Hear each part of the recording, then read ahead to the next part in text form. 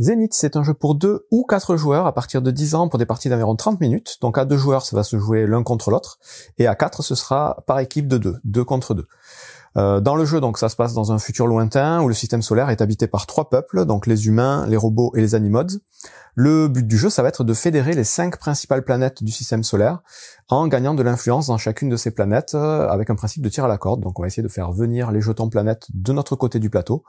Et il va y avoir 3 conditions de victoire différentes. La première, ça va être de récupérer 3 planètes identiques. La deuxième, c'est d'avoir 4 planètes différentes. Et la troisième, c'est d'avoir 5 planètes, peu importe les couleurs.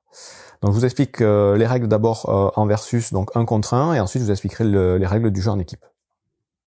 Pour la mise en place, vous allez mettre le plateau avec les 5 planètes principales, donc il y a Mercure, Vénus, la Terre, Mars et Jupiter, chacune avec une couleur bien distincte. Vous allez mettre à droite de ce plateau un petit plateau rose comme celui-ci de leadership, où on mettra le jeton leader ici sur sa face 5, il est recto verso, il y a une face 6 aussi. De l'autre côté du plateau, côté gauche, on va mettre des pistes de technologie. Il y aura 3 pistes, chacune assignée à un des peuples du jeu, donc les animods, les humains ou les robots. Pour une première partie, on vous conseille de mettre les plateaux sur leur face Sun, S, U et N. Vous avez des petites lettres en haut, et vous allez voir que donc ce sont des plateaux recto verso, et après vous pourrez varier, panacher un petit peu les lettres pour varier un petit peu les parties et les différents bonus de ce plateau. Sur ces pistes technologie, il va falloir mettre un jeton de chaque couleur. Donc on a le joueur, de mon côté, c'est le joueur blanc. Le joueur en face, ce sera le joueur noir. Chacun a son propre jeton qui va pouvoir faire progresser sur chacune des pistes. Ensuite, sur le plateau principal, toujours, donc on va mettre un petit marqueur de planète au centre de chacune des planètes, sauf pour la Terre, et vous allez voir après pourquoi. Et on va mettre des petits jetons ici de bonus. Il y aura un jeton à côté de chaque planète, et il y aura aussi un jeton sur chacune des pistes au niveau 2, des pistes technologie ici. Donc pour la mise en place du plateau, c'est à peu près tout.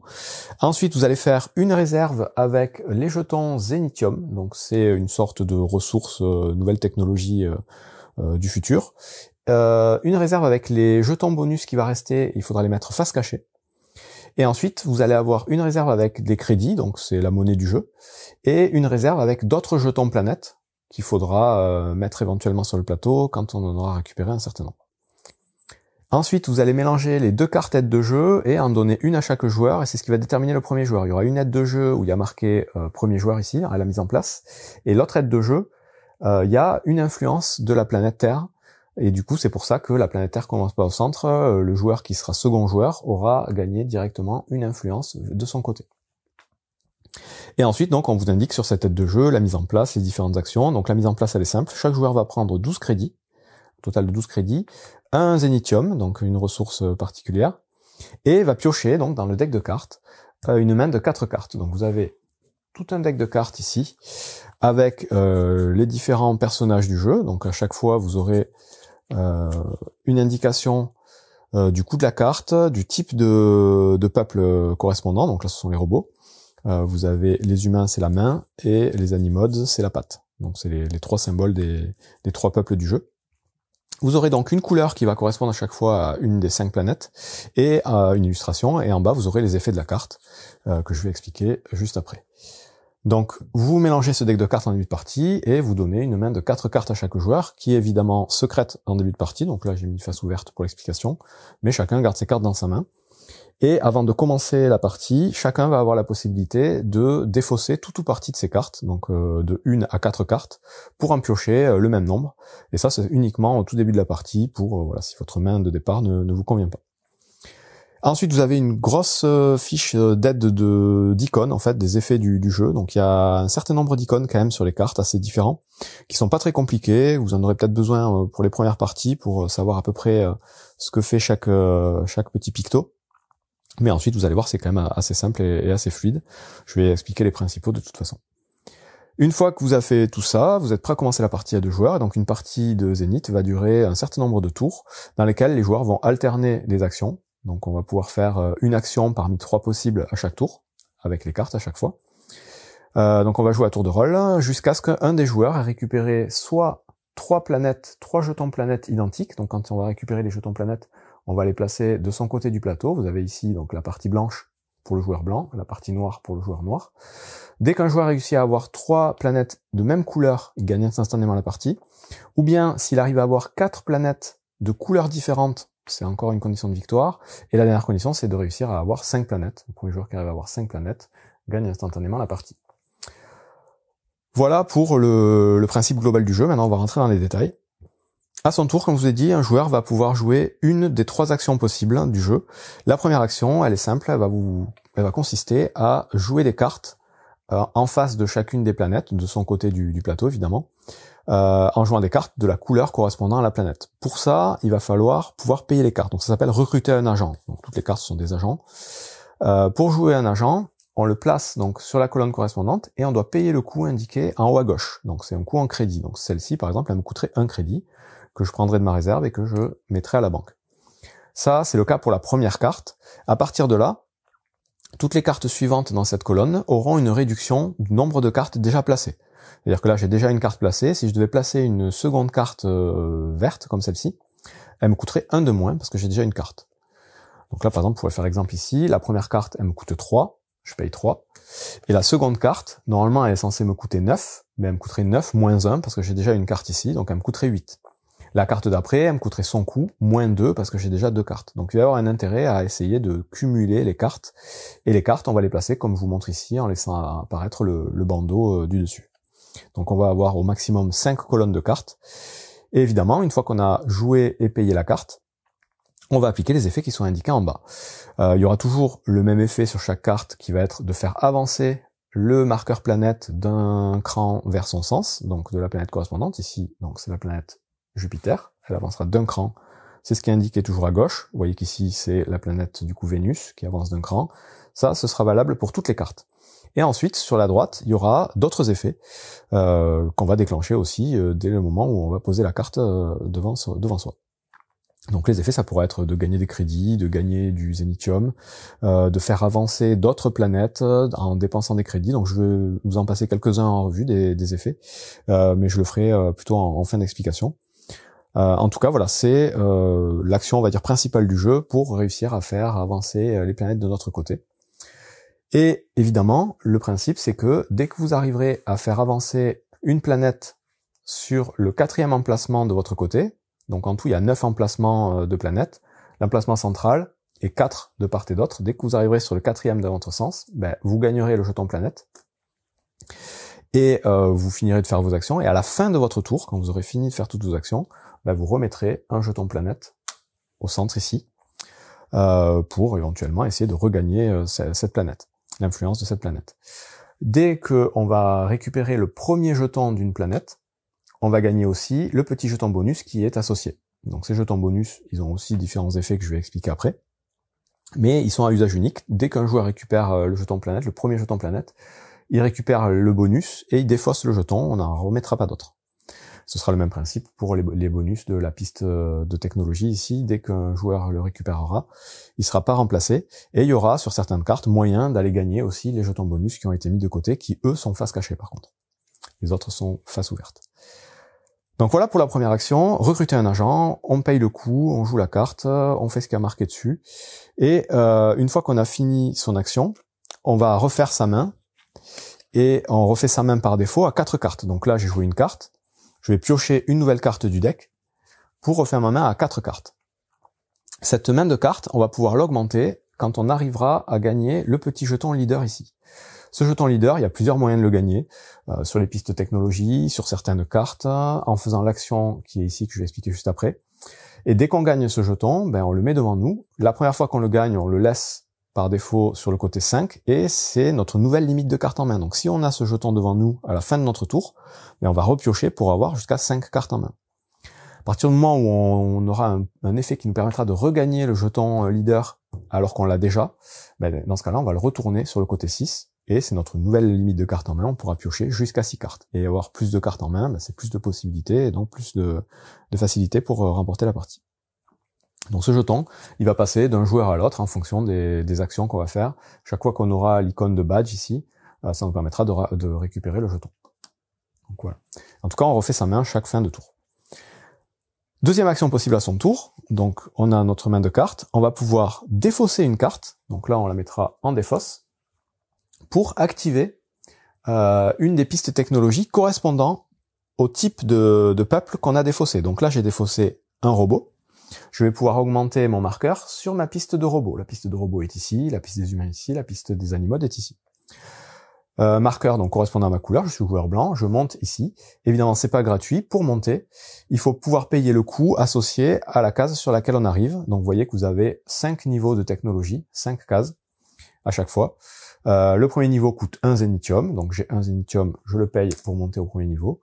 Si je veux monter au deuxième niveau, ben, il me faudra 2 zénithium, je vais monter au deuxième niveau, troisième niveau 3, et vous avez compris, ainsi de suite. Dès qu'on va arriver donc dans une nouvelle case, tout de suite on va appliquer le bonus correspondant à la case.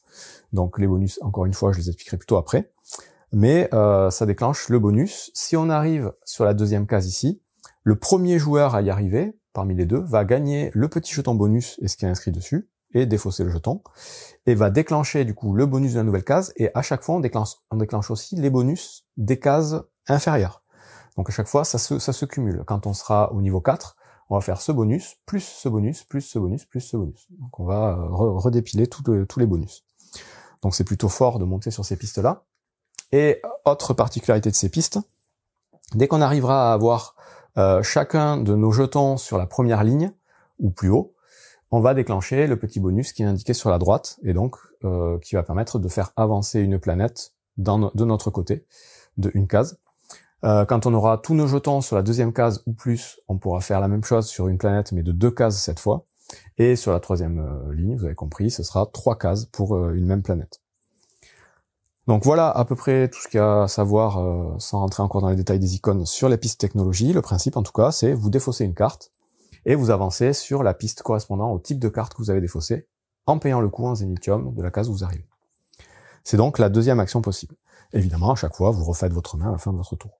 Dernière action possible, c'est un peu le même principe, vous allez défausser aussi une carte, et là, ça va être pour activer les effets de leadership du plateau de droite, en fonction du type de carte encore une fois. Donc là, j'ai défaussé un humain, je vais gagner ce bonus-là. Donc à chaque fois, ce sera récupérer le badge, pour augmenter sa limite de carte en main, et gagner donc soit un zénithium, soit des crédits, soit un effet de pioche de cartes que je vais expliquer juste après. Et on a fait le tour du coup des 3 actions possibles, donc on a fait le tour des règles du jeu tout simplement. Un joueur donc fait une action, repioche des cartes, puis le joueur d'en face fait une action parmi les 3, repioche des cartes, et on alterne comme ça, je vous dis, jusqu'à ce qu'on ait la condition de fin de partie. 3 planètes identiques, 4 planètes différentes ou 5 planètes. La subtilité évidemment du jeu, ça va venir de tous les petits effets de cartes et de tous les petits combos qu'on va pouvoir faire à droite à gauche. Donc les icônes les plus importants, ça va être donc les icônes comme ça, ce sont les icônes de crédit, donc c'est intuitif, hein, ça ressemble au crédit. Quand vous avez une valeur en noir écrit dessus, c'est quelque chose que vous gagnez. Quand vous avez une valeur en rouge, c'est quelque chose que vous allez payer. Généralement, quand ça va être rouge, c'est des choses que vous allez payer à votre adversaire. Donc que ce soit des crédits ou du zénithium ou même des cartes, parfois il va falloir donner des cartes à son adversaire. Vous allez avoir donc les fameux symboles avec les planètes et les petites flèches. Donc quand vous aurez une couleur de planète, il faudra avancer la planète de la couleur. Quand vous aurez du gris, comme vous avez sur le plateau technologie ici, ce sera la planète de votre choix. De temps en temps, vous aurez des icônes de 2 planètes différentes reliées par un petit trait. Ça veut dire que ce sont 2 planètes qui sont côte à côte, qu'il faudra faire avancer. Et il y a 3 icônes un peu particuliers. Ça va être l'icône de carte avec une flèche. Donc l'icône de carte avec une flèche, quand vous l'avez, ça va vous permettre de prendre une carte de votre adversaire pour venir la placer de votre côté du plateau. Donc là, admettons, mon adversaire a placé sa petite carte ici sur Mars, il a fait ses effets, tout ça. Quand je vais faire cette action-là de petite flèche, je vais pouvoir prendre une de ces cartes, pas nécessairement celle-là, la carte comme c'est gris, c'est la carte de mon choix, la dernière qu'il aura placée sur son côté, et la mettre de mon côté, sans activer les effets. C'est uniquement pour avoir une petite carte supplémentaire pour baisser le coût des cartes suivantes, comme je vous ai expliqué tout à l'heure. On ne réapplique pas les effets quand on pique une carte comme ça. De la même façon, les petites cartes avec le plus, ça va vous permettre d'aller piocher des cartes dans le deck pour les placer directement. Donc là, par exemple, si j'arrive ici, j'ai 2 plus, je vais prendre les 2 premières cartes du deck et je vais les placer directement aux endroits appropriés de mon côté du plateau, sans appliquer les effets. Là encore, c'est uniquement pour avoir des cartes en plus, pour réduire le coût des cartes suivantes. Et enfin, le dernier type d'icône qu'on va pouvoir retrouver de temps en temps sur les cartes, c'est une icône qui va vous dire de détruire des cartes. C'est cette icône-là, par exemple. Donc ça vous dit de détruire des cartes qui sont en jeu et qui ne sont pas sur la planète Mercure, du coup. Là, vous prendrez toujours les dernières cartes d'une colonne, donc 2 au choix, que vous défausserez. Et en faisant ça, là, vous gagnerez 10 crédits, par exemple. Donc ces 3 icônes, de piquer les cartes à l'adversaire, piocher des cartes ou défausser des cartes, vous allez les retrouver dans différentes configurations. Par exemple, ici, on vous dit qu'il vous faut défausser une carte, mais cette fois-ci de votre main, pour pouvoir gagner un zénithium.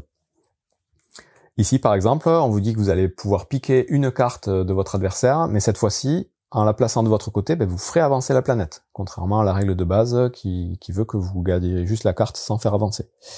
Et après, donc, il y a différents effets qui sont assez faciles à comprendre. Ici, quand vous placez cette carte, vous avancez la planète bleue, puis vous avancez n'importe quelle planète, puis 2 autres planètes différentes. Il y a un petit différent dessus.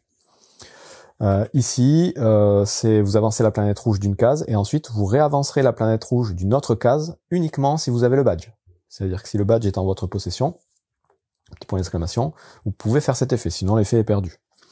Vous avez cet effet-là qui va vous permettre d'avancer sur la piste de technologie où vous avez un marqueur le plus bas, donc si c'est à égalité vous choisissez, d'avancer gratuitement. C'est-à-dire que vous paierez 0 zénithium pour faire avancer votre marqueur et déclencher tous les effets.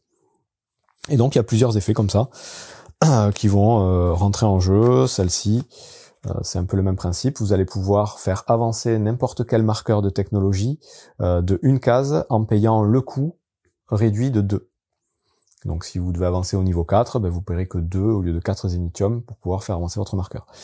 Donc il y a pas mal d'icônes, je vous dis comme ça, mais une fois qu'on a compris un petit peu, elles sont assez faciles à comprendre. Et si jamais vous avez la petite aide de jeu ici, qui est recto verso, qui vous explique vraiment tout ce que vous pouvez trouver sur les cartes. Donc il y en a une par joueur, c'est assez facile de s'y référer. Et on a fait le tour du coup de toutes les règles donc pour jouer en versus 1 contre 1. Je vais vous expliquer maintenant comment on joue en équipe de 2. Vous allez voir que c'est quasiment la même chose, il y a quelques différences près. Donc quand vous jouerez en équipe, il faudra mettre le petit plateau ici sur l'autre côté, où vous aurez une petite action supplémentaire en plus des actions de leadership. Ensuite, vous allez mettre donc chaque équipe du bon côté du plateau. Donc les 2 coéquipiers blancs seront à gauche et à droite ici. Les 2 coéquipiers noirs seront en face. Et la position des joueurs va avoir une importance quand vous jouerez des cartes sur les planètes. Je vais y revenir. Sinon, les ressources sont communes, c'est-à-dire qu'on va avoir les mêmes. Donc les aides de jeu, pareil, vous pouvez les retourner, elles sont recto verso pour avoir les mises en place de départ. Là, la petite différence, c'est que au tout début, l'équipe qui sera second joueur, au lieu d'avancer sur la Terre, va avancer sur Vénus et Mars. C'est indiqué ici. Et ensuite, donc, les petites modifications. Donc, les ressources sont communes, comme je disais, que ce soit le zénithium ou les crédits, c'est une même ressource pour les 2 joueurs qui vont pouvoir piocher dedans quand ils auront besoin. Et donc, quand c'est à son équipe de jouer, à chaque fois, on va devoir déterminer lequel des 2 joueurs va jouer en premier, parce que l'équipe va faire ces 2 tours. Donc, les 2 joueurs vont jouer l'un après l'autre, avant que ce soit à l'équipe d'en face de jouer les 2 tours aussi. Et à chaque fois, on choisit quel joueur va jouer en premier. Les joueurs ont le droit de communiquer sur ce qu'ils ont en main, sur ce qu'ils vont vouloir faire, sur les stratégies, ce dont ils ont besoin. On peut parler. Par contre, on n'a pas le droit de se montrer les cartes directement. Il faut que ce soit des informations un peu ouvertes. Et donc, l'action de poser une carte, donc de recruter un agent, elle va être un peu différente parce que le joueur qui sera assis à gauche ne pourra recruter des agents que sur les 3 planètes de gauche, donc Mercure, Vénus et la Terre. Il pourra jamais jouer de cartes sur les 2 de droite. Et à l'inverse, le joueur qui est assis à droite va pouvoir jouer uniquement sur les 3 planètes de droite, donc Jupiter, Mars et Terre, et jamais sur les 2 d'ici. Ça, c'est la première différence. La deuxième différence, c'est que quand on va faire l'action de leadership ici, on va pouvoir, en plus donc de récupérer le badge et de gagner les petites ressources, donner de 0 à 2 cartes à notre adversaire. À notre coéquipier, pardon. On va pouvoir choisir des cartes de notre main pour les donner à notre coéquipier. Et toujours pareil, à la fin du tour, on repioche jusqu'à avoir 4 cartes. On a chacun notre main de 4 cartes en début de partie et pour le reste de la partie. Et c'est les seules différences donc pour jouer en équipe. Honnêtement, j'ai pas encore testé, mais ça a l'air tout à fait sympathique aussi. Dernière chose, donc oui, la limite de cartes en main, que j'ai oublié tout à l'heure. Quand vous allez avoir le badge, vous allez faire votre limite de 6 cartes par exemple, vous aurez 6 cartes en main. Si pendant le tour, le badge est récupéré par l'adversaire, quand ça revient à votre tour, vous allez jouer qu'une seule carte, donc il vous restera 5 cartes en main. Au moment de refaire votre main de cartes, normalement vous êtes censé être limité à 4 cartes, bon mais dans ce cas-là, vous défausserez pas de cartes, vous garderez vos 5 cartes, et au tour d'après, vous en aurez plus que 4, en fait vous piochez pas et vous défaussez pas de cartes. En fait, il faut vraiment avoir la limite de cartes en main, mais on peut avoir plus éventuellement, même si on a perdu le badge. Voilà, petite subtilité. Donc c'est tout pour les règles de Zénith. Tout le monde en a déjà beaucoup parlé, hein, c'est le jeu qui buzz bien en ce moment. C'est effectivement un très très bon jeu d'affrontement, de tir à la corde, avec des belles illustrations, beau matériel. Ça se joue parfaitement à 2 joueurs, et ça a l'air de très bien se jouer aussi en équipe, ça a l'air même très intéressant, donc je vais tester bientôt. Donc un jeu que je vous conseille, et qui est tout à fait à la hauteur des très bons avis qu'on peut voir un peu partout. Bon jeu!